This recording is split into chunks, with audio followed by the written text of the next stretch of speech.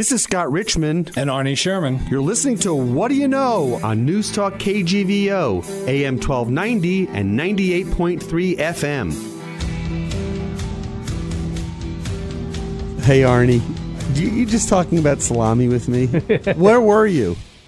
I was in Seattle, Washington, interviewing the former chief financial officer of Microsoft, graduate, a Miles City born and bred John Connor, for the podcast show I do on Montana Public Radio. Your podcast. Well, anyway, good morning to you. Good morning. Welcome back. Hey, we're getting into the thick of it, aren't we? Well, you know when you're in the thick of it, whenever you turn on any TV show, any radio, and you just hear political ad after political ad after political ad. Yeah. And there's no shortage of money being spent on these campaigns. And today on our show, we're going to have one of our frequent guests, Eric Stern, who is now a regular guest on Talkback on your morning show. He's providing a new perspective, or a different perspective, fair and balanced for the first time. And that's your opinion, Arnie. I know. That's why we have Talkback, so people can express their opinion. Absolutely. But no, Eric, who is Assistant Secretary of State and worked as Chief Counsel to two governors, Brian Schweitzer and Governor Bullock, current Governor Bullock, will come on the show, and we're going to talk about the election season in Montana. And what are the important issues? What are voters looking at? What are the trends? And politics eventually, as you know, are all local. Yeah. And a lot of it is retail politics, particularly in a state like Montana. Most people feel that they can't explain vote. What retail politics are. Wholesale for me and for our audience. Well, wholesale politics is when you get it from TV and you're just one of the masses. Mm-hmm. You know, in New York, it's much more wholesale. If you're running for Senate in New York or California or Florida or Illinois, you can't meet a reasonable number of your constituents. Right. And you reach them wholesale by TV ads and watching debates.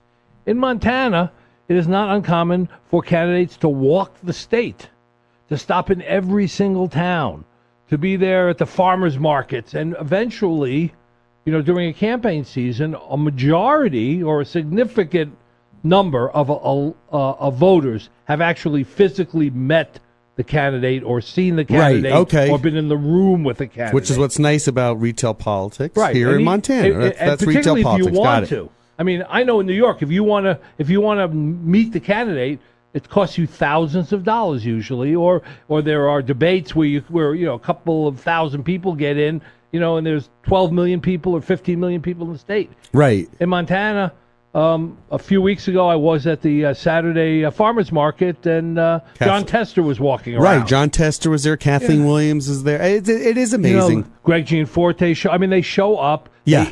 So that's retail politics, door to door. Get to meet the candidate, look them in the eye, have access to them, and it's much, much easier in a place like Montana to have that experience than many other states around the country. Which I like, by the way. I like the fact that you can get to know who your representative is or your who's on. It's just and sometimes we have the mayor on a lot, and he's very accessible. Sometimes people, when you get that close, they're bigger than life, and sometimes they're smaller.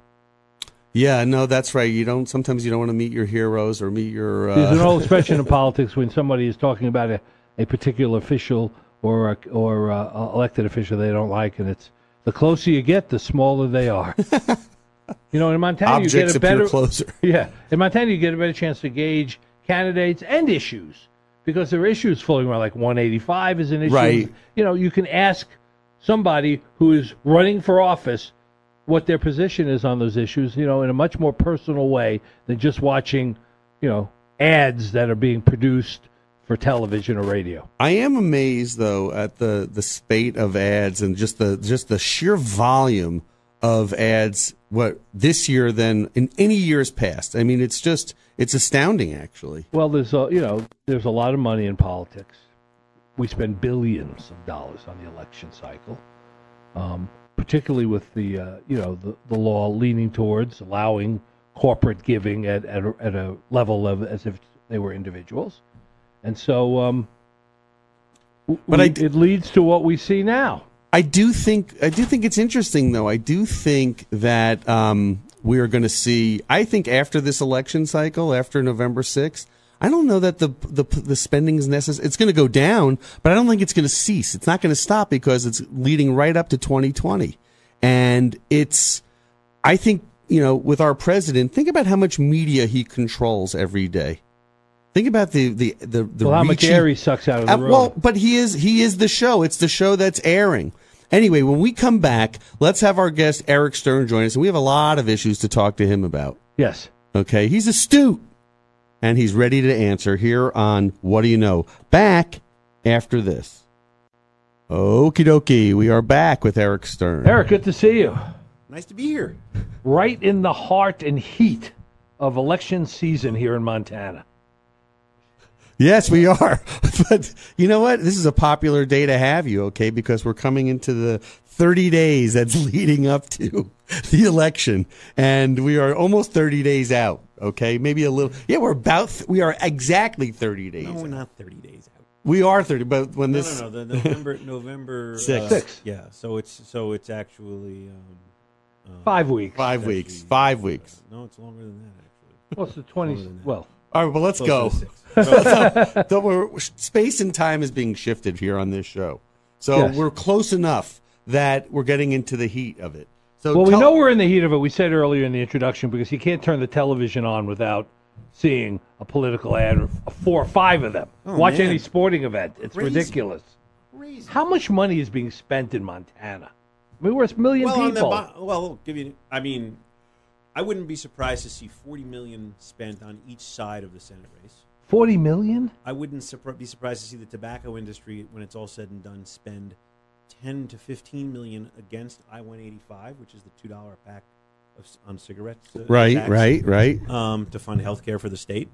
And I wouldn't be surprised to see, all in $8 million spent by Gianforte and much less by his opponent. But when you add it all up, it's going to be. That's a staggering amount of money. It's all. Yeah. That is just where we are in this country, and that's what politics looks like now. And it ain't changing anytime soon. Right. It's only going to get more intense. Yeah. Well. First of all, the Supreme Court has basically ruled that that's a First Amendment right to spend that money. So you can't pass a law against it. Right, and they've ruled that corporations are people, so they can spend just the same way as an individual. Correct. So it's very tough, and it's just the new reality, and a lot of ads. You're about to see a lot of mail in the mailboxes, a lot of radio ads, a lot of TV ads, a lot of emails asking you for money. I'm sure you guys get those all the time. I never answer my phone from here to the election because it's always somebody asking. As don't I. You'll get pollsters calling you. You'll get. Operatives and field workers from the two parties, assuming you guys are persuadable voters, which you guys both look slightly persuadable. I think Scott's more persuadable. It depends on whether they bring Danish with them or not, or some treat. Then I might be willing to listen to them. So you mentioned 185, which I'm seeing more ads about than any other issue. And so what is the pro and con on I-185? There is no con. The con is the con job that the tobacco industry is pulling. The pro is very simple. They call it an unfunded mandate. Is what they refer. It isn't unfunded at all. It's $2 a pack. It's a $2 a pack tax on cigarettes. It's a small tax increase on other tobacco products, and that's it. If you use those products, you pay it, and if you don't, you don't pay it. And it raises $74 million, which can then leverage $500 million of federal Medicaid funds. And if we don't spend the money that we get from this ballot measure, we don't get those $500 million. So you tell me. And obviously, the game here is it's gonna go towards health care costs that are incurred by tobacco-related illnesses. So this is the tobacco industry being forced to pay. Well, how come there isn't an ad for the cost that they put on the taxpayer to solve the problems that they cause. How come there's an ad that just says that? The pro ads are not. They tell parts of the story, not the full story. Hopefully there will be soon. I think there is one. The governor is on there right now. I've seen the governor's ad. Yes. And it's sometimes and the other ads. I think they could have been a little bit stronger. But I think the governor's saying it right. I think you're about to see a couple of new ads come out that will probably be very crisp and very straightforward. Good. But ultimately, they have a few $1 million to spend. There are places like hospitals and doctors and all of the people with an interest in this and an interest against what tobacco does. They've chipped in, and so there's money. There's some money going against it, but the problem is that there's just enormous amounts of money spreading misinformation in TV. Sure. Ads. They have veterans on saying it's not it's nonsense against us. It is all. I mean, it really is all lies. There's nothing truthful in the tobacco ads. So clear it up for us, because why are people thinking that if I-185 passes, that everyone's going to pay? Because the way you defeat something that's very popular is you lie about it. Right. And that's what the tobacco industry is doing, and they've done it in other states too. And it's no more complicated than that. Sometimes the most effective way to defeat something is to lie about it. And how do you smoke out the liars? How do you clear up? I mean, what? It's a media. It's hard to do in this era of quote fake news, because it's easy for someone to deny reality. Arnie hit on it before. You're only as good as your TV ads in this situation. That's right. But there's other stuff. Look, there are editorials, there are op-eds, there are stories in the newspaper. So there is coverage. There is coverage, but you have to just put the facts, the very basic facts, out there, get them out there, make it's about TV advertising, radio advertising now. Right, and direct mail and there's mail and there's internet and email and everything. And digital ads. And, there are all of the it's channels. The effect. It's also the effect of outside influence on politics that has really ramped up over time. Almost all these ads, if you listen very closely at the very end and you hear who's paying for them, it's no one in Montana. And by the way, it's an easy investment for the tobacco industry. Sure. You spend $10 million to defeat something, which, if it passed, might cost you, 50 or 100 million, because there will be a reduction in smoking. Right. $74 million. Right. And so that is the corruption of our democracy. And frankly, you've got 4 justices, and pretty soon it's going to be 5 justices that think that's all supposed to be constitutionally protected speech, and I think it's a joke. Do you feel like we've come to a point with Trump as our president where just controlling the media message or just being on all the time is the way that you kind of break through? Because think about it. Before 2016, or certainly 2015, we didn't think about politics or issues. Well, if Obama tweeted, we didn't know it. It's become 24 hours a day. But I don't think. Look, the fact is that Trump is not very popular. In fact, he's decidedly unpopular. He's as low as 35% in a lot of polls. Right. And not much higher than about 42 or 43% in any polls that are a little bit more to his favor. So, he gets a lot of attention, but he doesn't seem to make the case. No, he doesn't make the case, but it's also, do we trust polls like we used to? Well, we had it all wrong in 2016. Put polls aside for a moment. Right. There's 325 million people in this country. Only 22 million people voted for Donald Trump. Is that it? Is it 20? Yeah. No, 52. It's greater than that. It's greater than that. We had 130, 140 million vote in the presidential, in the general election. It was 52 election. million versus 54 for her, or something like that. Yeah, I think that sounds about right. Yeah, which was crazy. But the point is, still 50 out of 325 million. Look, it's a very small number. 2 out of 3 people have a negative impression of him right now. That's just what There is no poll that you're going to find that says anything. And most people outside the United States have a really negative impression. Yes. His appearing in front of the United Nations a bit back was just frightening in a way. Were they laughing at him or laughing with him? Oh, at him. They were laughing at him. He got up there and he said that he had done more than any president in history. And some of them remember Franklin Roosevelt. So I think they were laughing at the fact that a president would say something like that. I think Mike Bloomberg hit anybody it. would. Right. He's the one that called it. He said she's a promoter. He's a real estate Well, huckster. if you listen to his press conference, forget all the press about him. If you just listen to him, he just talks about himself. Right. Well, he's a promoter. I did this, I did that. No one's done more than me. I got the biggest. He said on the CNN interview, the Japanese and the Chinese respect him because he has the biggest. He has a huge brain. But having said big brain. Having said all this, I will tell you that he will still be hard to beat if you run. Right. Yes. Why though? That's what I'm trying to get at. Is like why is you can is win it with 40, you can win with 46% of the vote. You can do it twice. That's why. Yep. That's why. So we can't put the genie back in the bottle.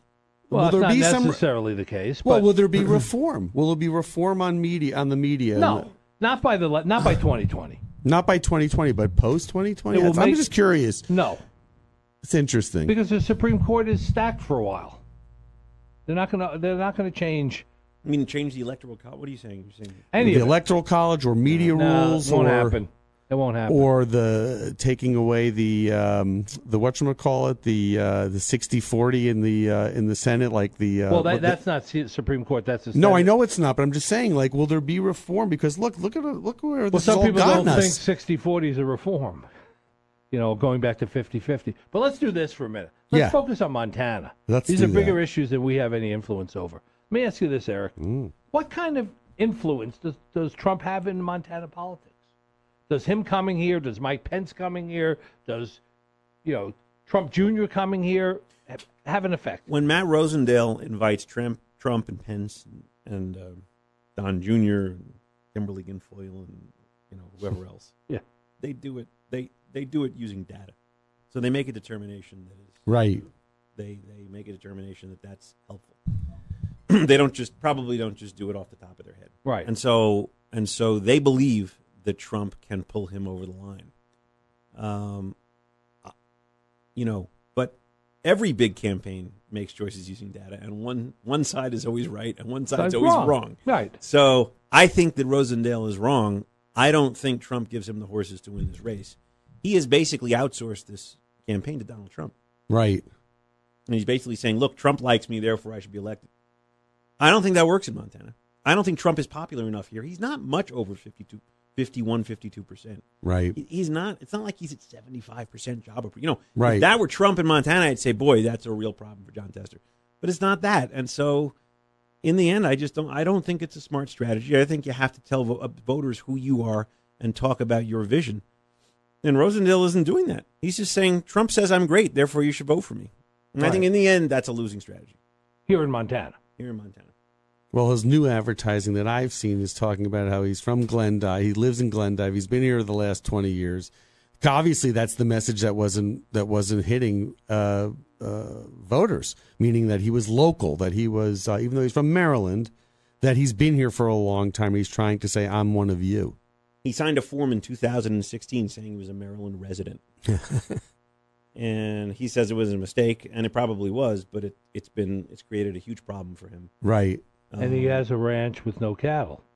He calls himself a rancher, but he doesn't. Right, he's not a rancher. He owns property. He's not a rancher. I guess it depends what your definition of rancher is. But I mean, he's the funny thing about Rosendale is he's a government insider. I mean, right. Insurance. The insurance commissioner, and he's not that's not generally the kind of thing that Republicans get too excited about. So that's the other problem. And by the way, that's one of the reasons he's been so obsessive about talking about I'm with Trump. When he got out of the primary, not all Republicans liked Rosendale. Right. That was a divisive primary. It was, and a lot of them didn't like him. So I think that's what you're seeing there. And he's just decided to stick with the strategy. He doesn't seem to be sort of appealing to any middle. Right. Maybe he thinks that because Trump used that strategy to become president, that it'll right. work for him. But Tester is, generally speaking, I think, a fairly likable guy in the state, and ultimately that's what matters. Is he, in fact, as they say in the ads, the number one recipient of PAC money? He is, but Rosendale is probably right there with him. Yeah, right. And all of the senators running for re-election have almost about the same amount of money, from PACs and lobbyists, because that's the way Senate candidates whether you're an incumbent or a challenger, that's where you raise your money from. That's who funds the system. Right. And except for Bernie Sanders, he's probably the exception. But everybody else, I'm going to pivot. I'm going to pivot for a second. Let's move past. Let's move past Rosendale and let's move past Tester. Talk about Gianforte and talk about Kathleen Williams. What do you think's going on there? I don't. You haven't heard much from Kathleen Williams after she won the primary, so it's been a little quiet, and I'm a little worried about that. It's a surprising win on her part. She wasn't polled. Surprising win, but you got to get out there and start, working on your bullhorn. Obviously, she didn't have any money, so she has to raise the money, and that's one of the reasons she's busy raising money because that's what you have to do. Gianforte has his own money, so he can just sort of pay in and get things going. So he's beating the crap out of her with these negative ads, and it's hard for her to respond on TV because she just, she only has what she can raise. But I think, I've said this before, I thought that if the election had been the day after the primary, I honestly think there's a real good chance that she would have beat Gianforte. Mm-hmm. Right. The early polls showed her up 6 points. Wow. Now they show her down 8. Wow. And it's a result of it's a result of a lot of things, but I think a lot of it is the negative ads. Is she saving her? Is she saving her? Well, the problem is it's a little late to save your. You can only save your power so much because people start voting October 14th. Right, with the absentees. With the absentee ballots. So it just shows you the difficulty of running as a challenger, especially against a wealthy guy. Right. So, but I will tell you, he is very unpopular in this state. Don't make any mistake about it. Right. Even if he beats her, he is an unpopular man. He is more unpopular in this state than Trump is nationally. Why is that? Because of how he got here, or what he did? Yeah, I think it was a lot of different things. I think he got beaten up in that governor's race real bad. There was that whole episode of him blocking the river with his trophy ranch, and that stuff they called him a New Jersey millionaire who buys a ranch and blocks you out from the wilderness. And that stuff just sticks, and it takes a long time to unstick it. And body slamming a reporter, didn't and then he body slammed the reporter. It was a very violent incident. You listen to the audio; it's just very violent. Yeah. And I just think but the bigger problem actually is, yes, he had those problems and that deficit, but he never really did anything to distinguish himself. He's now been in office for a year and a half. Right. Roughly. Right. He hasn't done a damn thing about anything. He hasn't made a name for himself. He hasn't taken an issue and run with it. He hasn't tried to say, look, here is the job that I'm doing, and here's what I'm working on that is a reason for you guys to have, He's like in a holding pattern. Yeah, right, to find me a credible leader. He just has kind of gone dark, I think, as a congressperson. And I think, frankly, Steve Daines has also. I don't think our Republican delegation is very impressive at all. And I've seen the polling, and they're both very unpopular. Huh. So, I don't know what to say. So in a state like Montana, where it's small and there's retail politics here, what's endemic here and in the rest of the country is that when push comes to shove, a majority of the people still don't vote. Majority of the eligible adults that could vote don't vote. And why is that? Why do people just write it off or say, when I talk to somebody who hasn't voted, it won't make a difference? At this point in time, where there are cutting issues like abortion, like Roe v. Wade on the Supreme Court, why in this country do we have such a low voter turnout? I think we don't have that low a voter turnout during the presidential elections. I mean, we had I think we're now getting close to 70% in presidential years, or in the 60s. So and the way we measure it is different than other countries, and there are a lot of people who are ineligible to vote, felons in a lot of states, things like that. So, but in the off year, we have very low. The congressional races are always very low. Why? Because it's not everybody is just plugged into the daily political discussion, and and frankly, a lot of people don't think that they're going to get much change no matter who they vote for, and they think both parties are pretty much corrupted, and they have a cynical view, and it's hard to And the question is, how do you change that view? And it's very hard. It's very hard. What do you think? Can I pivot for a second? Let's go out of state and go to Texas, where Beto O'Rourke is taking on Ted Cruz.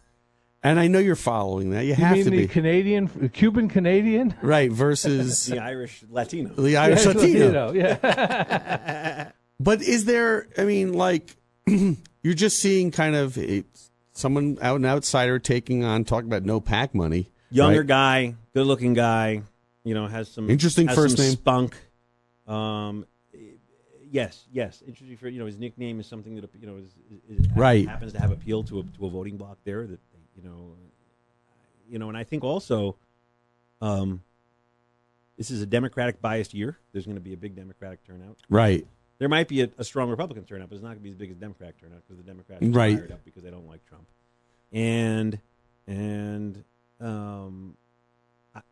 Ted Cruz is not a likable person. I don't think even Republicans don't like him. I mean, he got really very little traction.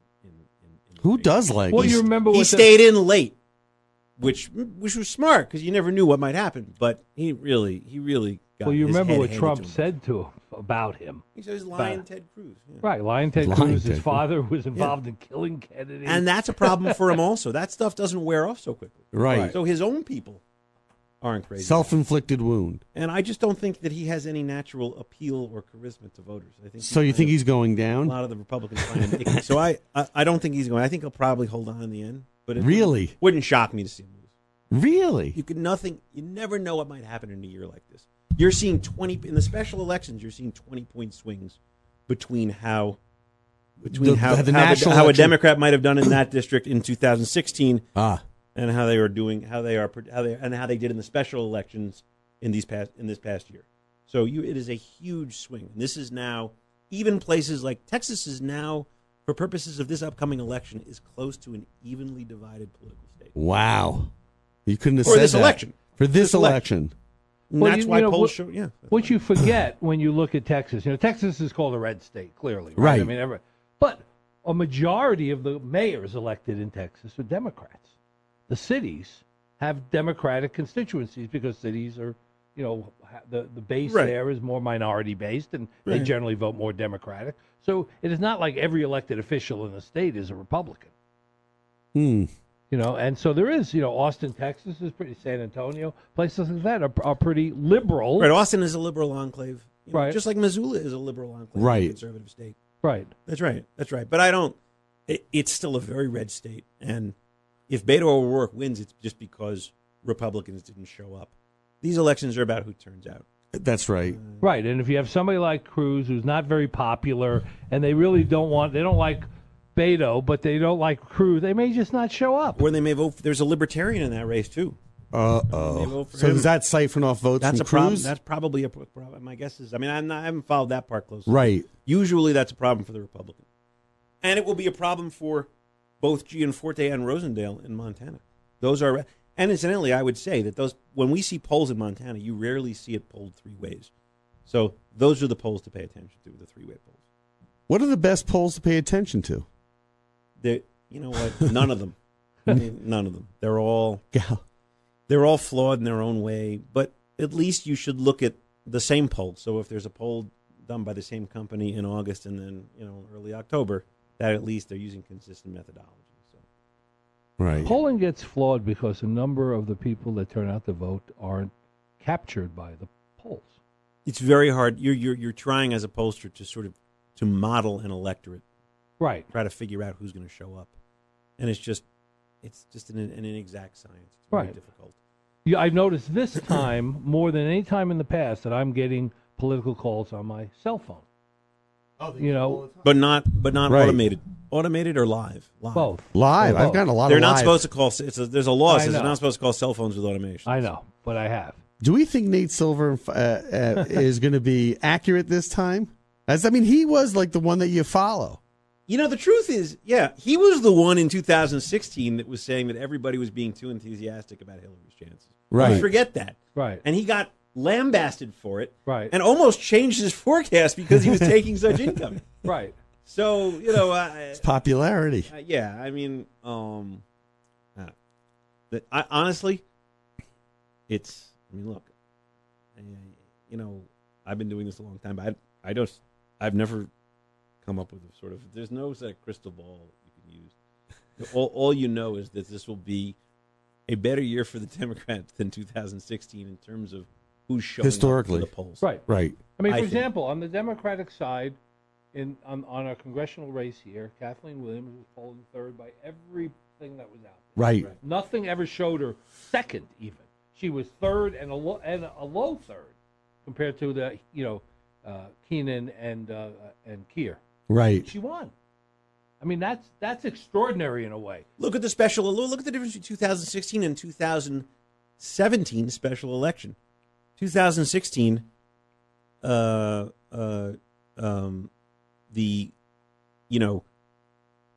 Gianforte lost. Then 2017, he won. Right. 2016, the congressional election.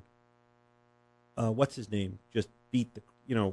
I guess it was Ryan Zinke. Yeah. He just beat the crap. I mean, he won by 22 points. Right. And then in 2017, at that special election, Gianforte running for Congress only won by, I guess, 5 or 6. Right. So, you see these things, they come and they go. And now, my guess is that this election will look a little bit more like the May 2017 special election. Yeah. So it's going to be tough. Where in New York, a 10-term incumbent gets beat. Yeah. Which is very unusual. And as I said, there's been 2 polls. One shows Kathleen Williams winning, one shows Gianforte leading. And, I do think it's going to be close.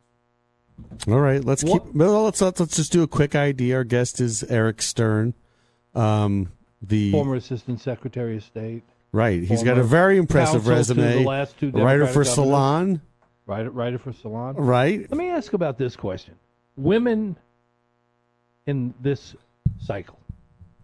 Is the fact that, the women's issues have been under assault continually from Washington, D.C. and, even locally. On Talkback, you hear it all the time. Are women really going to come out in a number that we've never seen before? They might, relative to the proportionally to the size of the overall electorate. Could be. That's what it's showing. I mean, I would caution that Hillary did worse among women than Barack Obama. I know. So you got it doesn't always translate. Right, but there are more women candidates running that don't have a 20-year track record of being beaten up by the other party. Yeah, they're new. Yeah, no, I mean it looks like that's going to be a big turnout. And Democrats need that because we have the Democratic Party is more highly composed of women than the Republican Party, and women made up, I think, over 60% of the congressional primary. So that's interesting. The pink wave. For the Democrats. Yeah, for the Democrats. The blue wave, the pink wave. What happens if the Democrats win the House nationally? What happens the next day? Probably, I don't know. Maybe something, maybe nothing. Right. I don't know. Well, the weather. The motivation for getting the vote out is to block Trump and right. Well, right. Oh no, that's for sure. Whatever Trump wants to pass legislatively at that point, if the Democrats win with good numbers, that's we're over. talking about going on that's the over. offense, though. Like what that's over. Yes, going on the offense. They're going to propose. What you're going to see is they'll be proposing all sorts of probably Obamacare fixes on the more progressive side. What about tax? What about on tax? They will propose eliminating the enormous tax break that Trump gave to the wealthiest Americans, which blew about a $2 trillion hole in the deficit, in the national debt. And then they will, and they will try to make life difficult for Trump in some places, which I think is a good thing. What happens to his cabinet? And what happens? No, think about it. Who's ready to bail? Well, we know Don McGahn's leaving. Oh, I think you'll see Sessions. Gone. I don't know that they're going to leave just because Democrats get elected to the House. That's what I'm wondering. I don't know that. I agree with you on that. I mean, I think the real question is they win the Senate, then it's a whole different ballgame. If they win the Senate, they might. There's obviously some chance that they might try to impeach. The House and the Senate have to do it together. So, right. So you might see something like that. I don't know. There's an awful lot of energy behind that. That guy Tom Steyer has run. He spent tens of millions of dollars on that need to impeach campaign. It's been all over TV for a year now. He's the one to put up the billboards on 42nd Street in New York. He might be running for president, I think, and so that's his issue, and he's got billions of dollars. I think there are a lot of you poll the Democratic primary electorate in this country, and they are overwhelmingly in favor of impeaching. Right. So the question is, where are these new members of Congress taking their marching orders from, and how serious are they about it? I guess you just wait to see. Assuming we don't impeach Donald Trump, 2020 is not so far off in the political cycle. If there is not somebody on the horizon who is singularly the right person or the best candidate to challenge him, what would the best candidate on the Democratic side to challenge Donald Trump look like? What does he have to have? I think it's somebody. I mean, nowadays, I think somebody. Barack Obama beat the crap out of both of his opponents. Right. He really murdered McCain and Romney. Romney was an embarrassment. Right. And McCain was still a pretty strong victory also. So we know, and he got over 50%. So Hillary did not. So we know that a guy like Barack is capable of doing it. Now, is anybody out there like him? I don't see it. There are people that have announced. Bloomberg has announced. Yeah, Bloomberg's an interesting choice. Bloomberg has a lot of strengths. Obviously, he's money. He's an executive. He was the mayor of New York City, which is like being that New York City has the third largest economy on earth. So being the mayor of New York is almost like being a president of most nations. His downside is what, 76, 77 years old. Yeah, that's a little bit of downside. His downside is he's a billionaire. Yeah, that's a downside too, because Democratic voters, they were a little bit wary of the wealthy, and he, when you come from New York, you are sort of in the echo chamber, right? And there's an open question as to what kind of appeal he has in a place like Iowa, right, or a place like Nevada, or it's just not, or the South, yeah. And so, he was, and then there are specific things. Like he was a big proponent of stop and frisk. Right. His police force in New York, right. Black voters very upset about that. So that's their big constituency. So you get into all these, he's not without his liabilities, but you never know. What about Joe Biden? Fighting Joe Biden. I think that's DOA. Dead. I don't see it. I just don't think he can. I don't think he can marshal a case, and I think what the Hillary, Jeb, kind of Giuliani, and all these others. I think yesterday's news doesn't sell tomorrow. Doesn't do well for tomorrow. Right. No, it's got to be a fresh face. It's got to be some people like something new. Something new. So let's do a speed round. And the fact, okay, Kamala Harris. Good a chance as any of the politicians. Cory Booker. Same as her. Harris. Mayor of L.A. Eric Garcetti. I love Eric Garcetti. Italian Jew. Yeah. From L.A. Yeah. Same problem as Bloomberg has. I see some echo chamber. You don't see much of him because he's a mayor. You just don't see that much of him. So it's just hard to tell. Howard Schultz. I think talked about it. The Starbucks. Well, I think a guy like Schultz, if he knew how to do, you have to have the right personality. It doesn't matter what your past is, what your resume is. Right. But he doesn't want that. If you know how to make an argument, really articulate a case, you can be dangerous. And a guy like Schultz could make a compelling case because he's created more jobs. You talk about job creation. Right. We talk about high-paying jobs with benefits, and he's created more of those than anybody probably in the history of the world. Right. But it's not clear that he knows he knows the game. Some people just don't, no matter how successful they are someplace else, they are not cut out for this game. But and by the way, Gianforte is a perfect example. Brilliant and successful businessman. Right. He has absolutely no idea how to play this game. But what you said was very interesting. You say he came out of a business world, doesn't know how to play the game right. He might. I just don't know yet. But I think that's characteristic of a lot of these candidates. And then you have Trump, who didn't play the game in any orthodox way and won. Well, he played the game his own way. He understood the game, and his entire life was really a lead up to a presidential campaign, which is basically a media frenzy for 2 years straight. He really, in some ways, he was tailor made for that. Right. It's about getting publicity, and he knows and better than anybody being else. the guy who's in the news all day, and every being day. the king of the hill where everybody's trying to shoot you off. That's essentially the way he did it. So, Tom Steyer. I don't think there's any chance of that. You never know. He's polarizing, Tom Steyer. Well, tell I just don't think he. Well, you brought him up before. The need to impeach. That's Right. the executive who's behind that. If you have 3 or 4 VC. billionaires running, I don't see him as being the one that comes out on top. And frankly, Bloomberg has run a number of times for office. Right. Yeah, And he's got He's been experience. very involved in politics nationally. So I think that, as between Steyer and Schultz and Bloomberg, I would give Bloomberg an edge. What about Mark Cuban running against Trump in the Republican primary? No, that's finished because I don't think. Why would he want that hassle? Yeah, I don't think He likes being the Dallas Mavericks You're Shark not gonna- Tank. Nobody's going to beat Trump in a Republican primary. That ain't happening. No chance. Unless he's such a wounded. He's so wounded. He is extremely popular. He is wounded, and he's extremely popular among Republicans. But is he bleeding yet? Or above 85%, maybe even above 90%. is there blood in the water? No, not in the Republican Party. That's what I'm saying. But if there's blood in the water, maybe you have something different.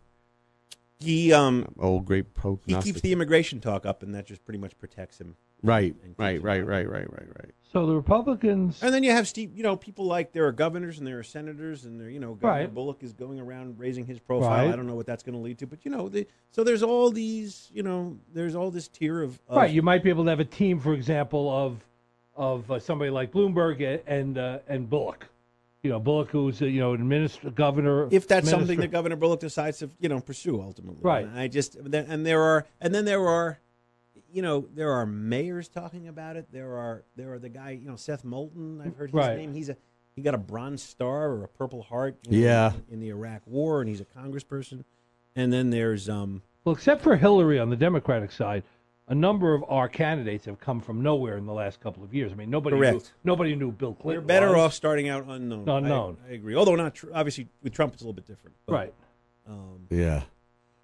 Well, it's interesting to go around the horn and see what's what. Let's take a quick break. We'll be back with our final words with Eric Stern as we lead up to the 2018 midterm elections. Back after this. All righty. We are back with our speed round, Arnie. Yeah, well, let's do some predictions here. Let's see where we all come up on this.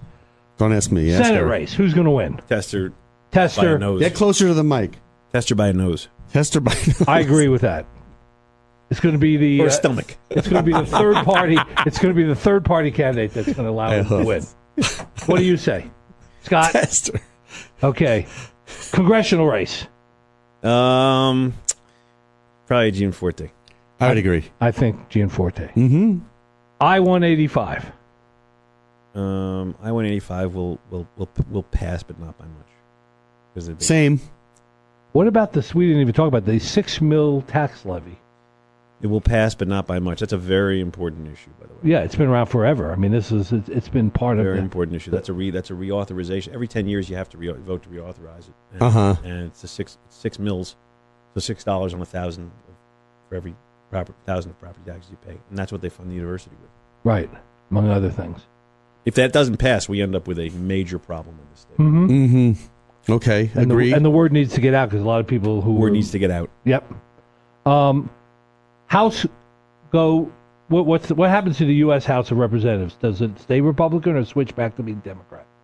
U.S. House. House goes Republican, and I think Senate stays about the same, or maybe one vote increase for Democrats. You think it's going to stay the same? Roughly, yeah. I think the House is going to switch to Democrat. No, I'm saying. You said Republican. House goes Democrat. I was going to say we had a bombshell. And Senate. 1 seat or 2 seat pick, but they probably will hold on. Yeah, that's what I think too. I agree with that. I wouldn't be surprised at all to see Democrats take the Senate. Yeah, they're close in a couple of races. I don't feel capable of predicting that either. No, they're close, like in Arizona. I'm not as. I do think the House will go Democrat, but you know what? It doesn't matter what I think because whatever I thought in 2016 didn't happen. So I'm a little skittish on all things when we make predictions. I just am. It's just weird, but that upturned everything. Last prediction. Yes. Will the Democratic candidate in 2020 be a politician or a businessman? Or a businesswoman? Will be I think it'll be a politician. Politician. And or a only celebrity. Oh, let's not forget Oprah. that. Politician, because The Rock. no, please, I can't handle that. Anyway, talk about body slam. Yeah, exactly. All right, well, let's see what Hey, Eric, happens. it's We got great a month. having you. All right. We'll have you Love back having again. you here. Yep, we'll have you here before the election. See you later, Arnie. I'll see you next week. Take care. All right. Thank you for listening to What Do You Know? I can't wait for the next show, Scott. I'm excited too, Arnie. If you'd like to suggest a guest, send me an email at scottrichman@townsquaremedia.com. We'll see you next week. And thanks for listening to Newstalk KGVO.